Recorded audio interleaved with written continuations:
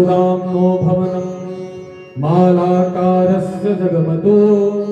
सुरामा नाम का एक माली मथुरा में रहता था जो माधव का अनन्य भक्त था और उसका नित्य कर्म यही था कि भगवान के लिए वो नित्य माला बनाता था कि किसी न किसी दिन कृष्ण और बलराम दोनों भाई मथुरा आएंगे और जिस दिन आएंगे अपने हाथों से माला पहनाऊंगा। नित्य भगवान के निमित्त वो माला बनाता था और माला बनाने के बाद जब शाम तक भगवान नहीं पहुंचते थे तो उस माला को उठा करके रख देता था और दूसरे दिन बढ़िया ताजी फूलों की माला फिर से बनाता था।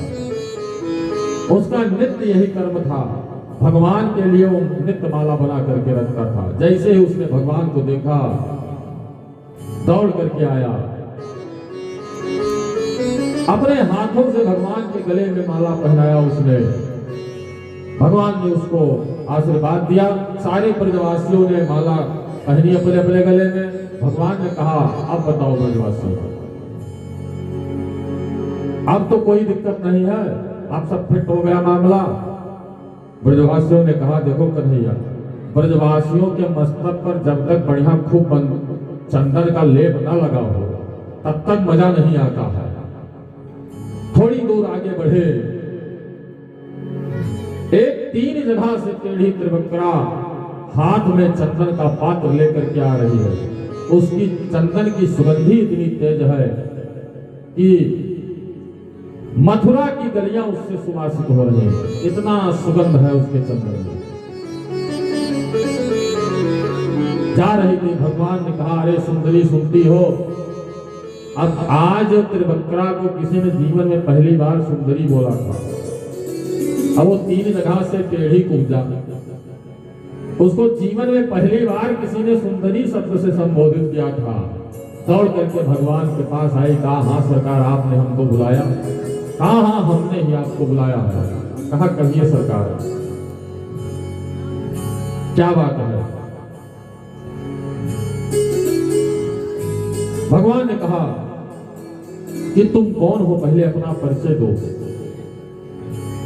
अब वो 3 जगह से टेढ़ी कुब्जा भगवान को अपना परिचय दे रही है कि दास्यास्म्यहं सुंदर कंस सम्मता त्रिवक्र नामा हनुलेप कर्मणि मद्भावितं भोजपतेरति प्रियं विनायवांको नतमस्तदर्हति। उस त्रिवक्रा ने कहा कि दास्यास्म्यहं सुंदर कंस सम्मता। कहा महाराज मैं कंस की दासी हूं। त्रिवक्र नामा हनुलेप कर्मणि। कहा मेरा नाम त्रिवक्रा है और हमारा कार्य है कि हमारे हाथ का घिसा हुआ चंदन भोजराज कंस को बहुत प्रिय है, इसलिए उनके दरबार में चंदन देने का कार्य करते हैं। भगवान ने कहा सुंदरी क्या ये चंदन आज आप मुझे दे सकती हो। कुब्जा गदगद हो गई। कहा प्रभु आपसे बढ़िया कौन मिलेगा, लेकिन हमारी भी शर्त है, हम अपने हाथ से चंदन आपके मस्तक पर लगाएंगे।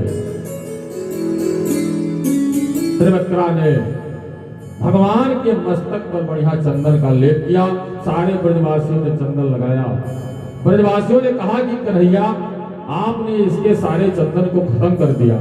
दरबार में जाती और चंदन देती तो इसको कुछ इनाम मिलता, कुछ आपने इसको दिया नहीं, चंदन बदले में सब ले लिया।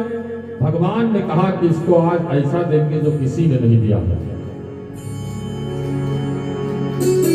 इसको ऐसा देंगे कि जो जीवन में किसी ने नहीं दिया होगा। भगवान पहुंचे और कुब्जा के पैर को अपने पैर से दबाया, एक हाथ कुब्जा की ठोड़ी पर लगाया और एक हाथ बढ़ा करके कुब्जा की कमर में लगाया। जैसे ही लगाया बलराम जी ने कहा कन्हैया ये अपना वृंदावन नहीं है। कन्हैया ने कहा कि दाऊ भैया आप चिंता न करो, हम कोई ऐसा कार्य नहीं करेंगे।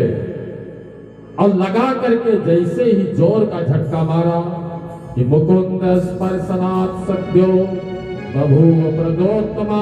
जैसे ही जोर का झटका मारा 3 जगह से टेढ़ी कुब्जा सर्वांग सुंदरी बनकर के प्रकट हो गई। बोले भक्तवत्सल भगवान की। सारे ब्रजवासियों ने देखा, जब सब भवचक्के हैं, ब्रजवासी आपस में सोच रहे हैं कि मैं तो जानता था केवल ये पहलवान है, लेकिन ये तो जादूगर भी है। 3 जगह से टेढ़ी कुब्जा को एक झटके में कैसे सही कर दिया। ये सारा दृश्य जब मथुरा के व्यापारियों ने देखा, व्यापारियों ने सोचा कि हो न हो मथुरा की सत्ता में परिवर्तन होने वाला है। तो व्यापारी बड़े चालाक होते हैं, ये जान जाए कि ये सत्ता बदलने वाली है, सत्ता में कौन आने वाला है, तो सत्ता वाले जो सत्ता में आने वाला उससे पहले ही संबंध बना लेंगे। व्यापारियों ने सोचा कि मथुरा की सत्ता में लग रहा है परिवर्तन होने वाला है। व्यापारियों ने क्या किया, कोई कोने में बतासा लेकर के दौड़ पड़ा, कोई इलायची लेकर के दौड़ रहा है, सब भगवान को पवा रहे हैं। लक्ष्मी जी ने सोचा, वैकुंठ में बैठी लक्ष्मी जी ने सोचा कि देखो सबने सब कुछ दिया हमारे प्रभु को, लेकिन खाने पीने की सुध केवल इन बनियों ने ली, और किसी ने प्रभु के खाने पीने की सुध नहीं ली। तो लक्ष्मी जी ने बनियों को आशीर्वाद दिया कि जाओ आज से हम इनके घर में स्थिर होकर के रहेंगे।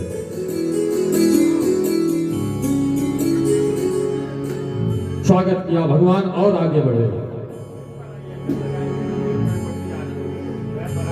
दिव्य सभागार में पहुंचे, जहां भगवान परशुराम के द्वारा प्रदत्त कंस का बहुत विशाल धनुष रखा हुआ था। धनुष को देख करके कन्हैया ने कहा कि दाऊ भैया तुम्हारी आज्ञा हो तो थोड़ा धनुष उठा करके देखे। अब धनुष के पास जितने रक्षक खड़े हुए थे सब हंसने लगे कि इतना छोटा सा बालक और धनुष उठाने की बात कर रहा है। जो रक्षक थे उन्होंने कहा कि अभी दूध के दाग तुम्हारे गिरे नहीं है और महाराज का धनुष उठाने की बात कर रहे हो। बलराम जी ने कहा कन्हैया से इशारे में कि कन्हैया इनको अपना बल दिखा ही दो। कन्हैया आगे बढ़े कि करेण वामेन सलिलमुद्धृत सज्जं चक्रित्वा निमिषेण पश्चात् निमिष झपकते ही बाएं हाथ से धनुष को उठा लिया और जैसे ही प्रतिज्ञा चढ़ाई धनुष 2 खंडों में टूट गया। भक्तवत्सल भगवान की जय हो। जैसे ही धनुष टूटा, धनुष के जो रक्षक थे दौड़ पड़े कंस के पास, कहा महाराज आपकी गारंटी कार्ड समाप्त हो गई है। परशुराम जी ने कहा था कि जो इस धनुष को तोड़ देगा वो तुम्हें छोड़ नहीं सकता है। कोई इस धनुष को तोड़ नहीं सकता, जो इसे तोड़ देगा वो तुम्हें छोड़ नहीं सकता। सैनिकों ने दौड़ करके कंस से बताया, कहा महाराज गारंटी कार्ड समाप्त हो गई है। अन्य सैनिक जितने थे भगवान को जैसे मानने के लिए दौड़े। एक खंड कन्हैया ने लिया, अब दूसरा खंड बलराम जी ने लिया, अब मार मार करके सैनिकों को वहां से भगा दिया। अब तो कंस का बुरा हाल हो गया। हर काली वस्तु से उसे घृणा हो गई। खाने बैठे दाल में जीरा दिखाई पड़े तो कटोरी उठा करके फेंक देता है, इसमें काला काला नजर आ रहा है। बड़ी बुरी स्थिति हो गई कंस की। रात में जब सोता है तो नींद नहीं आती और कदाचित उसे नींद आ जाए तो स्वप्न देखता है, बड़े भयंकर भयंकर स्वप्न देखता है कि स्वप्ने प्रेत परिस्वंग हरियाणम विषादनम। स्वप्न में क्या देखता है कि बड़े बड़े प्रेत आते हैं उसको गले से लगाते हैं। ये सब मृत्यु के सूचक हैं। हरियाणम विषादनम, गधे पर बैठ करके दक्षिण दिशा की यात्रा कर रहा है कंस। कभी देखता है पूरे शरीर में नग्न हो करके तेल लगा करके गधे पर बैठ करके दक्षिण दिशा की यात्रा कर रहा है। ये सब मृत्यु के सूचक है। चलता है तो परछाई में छिद्र दिखाई पड़ता है। प्राण घोष उसके बंद हो गए हैं। प्राण घोष की जो है वो सुनाई नहीं पड़ रही। प्राण घोष दोनों कानों को जब कस के बंद करो उंगली से तो एक शब्द सुनाई पड़ता है, उसको प्राण घोष कहते हैं। कंस जब सुनता है तो प्राण घोष ही नहीं सुनाई पड़ते। कंस घबराया, जैसे जैसे सवेरा हुआ, नंद बाबा ने कहा, कन्हैया मैं तो चल रहा हूं सभागार में, और तुम पीछे से आओ। नंद बाबा पहले चले गए। अपने उपयुक्त स्थान पर नंद बाबा जाकर के बैठ गए। बाद में कृष्ण और बलराम दोनों भैया चल पड़े। जैसे ही प्रभु ने सभागार में प्रवेश किया तो दरवाजे पर कुबलया पीठ नामक हाथी खड़ा हुआ। विशालकाय हाथी, और कोई साधारण हाथी नहीं, 10,000 हाथियों का बल था कुबलया पीठ हाथी में। मुख्य दरवाजे पर खड़ा था। भगवान ने महावत को आदेश दिया कि ये महावत, जरा हाथी हटाओ, हमें भीतर जाना है।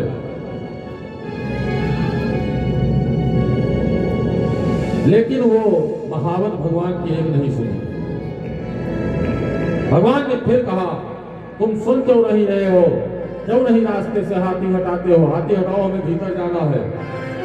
इतने पर भी जब नहीं सुना, तब भगवान ने कहा डांट करके, यदि ज्यादा गड़बड़ करोगे तो एक मुष्टिका में ही तुझे यमलोक का दर्शन करा दूंगा। यम्पास्थाम पस्थमार्गम नो देह पचक्रम चिरम नो चेत सकुंजरम त्वाद्य नमामि यमसादनम। अब बताओ, भगवान ने इतना कहा, ऐसे ही उस महावत ने अंकुश का प्रहार हाथी के मस्तक पर दिया और भगवान की तरफ हाथी को दौड़ा दिया। जैसे ही भगवान की तरफ हाथी को दौड़ाया, भगवान ने उसकी सूंड को पकड़ लिया। सूंड को पकड़ करके कभी आगे खींचते हैं भगवान, कभी जोर से पीछे धकेलते हैं, कभी पुनः आगे खींचते हैं, कभी पीछे ढकेलते हैं। उसके बाद हाथी के दोनों दांतों को भगवान ने पकड़ा और जोर का झटका मार करके दोनों दांतों को उखाड़ लिया। जैसे ही दांतों को उखाड़ा, खून के फव्वारे फूट पड़े और उन्हीं दांतों को लेकर के हाथी के मस्तक पर जैसे ही प्रहार किया, हाथी का प्राणांत हो गया। बोले भक्तवत्सल भगवान की जय हो। अब दांत को उखाड़ने के कारण जो खून के फव्वारे छूटे हैं, उनके छींटे भगवान के पीतांबर पर पड़े हुए हैं। कुछ छींटे चेहरों पर पड़ी हुई हैं। एक दांत कन्हैया लिए हुए हैं और दूसरा दांत बलराम जी लिए हुए हैं। लेकर के सभागार में प्रवेश किया कि मल्लानाम अस्मिन्नणाम नरवरः स्त्रीणाम स्मरो मोटिमान गोपानाम स्वजनो सताम चितभुजाम शास्ता सुमित्रो शिशुः मृत्युर्भोजपते विराट विदुषाम तत्त्वं परम योगिनाम वृष्णीनाम परदेवतेति विदितो रंगम गतः साग्रजः। भगवान ने जैसे प्रवेश किया, जो भगवान को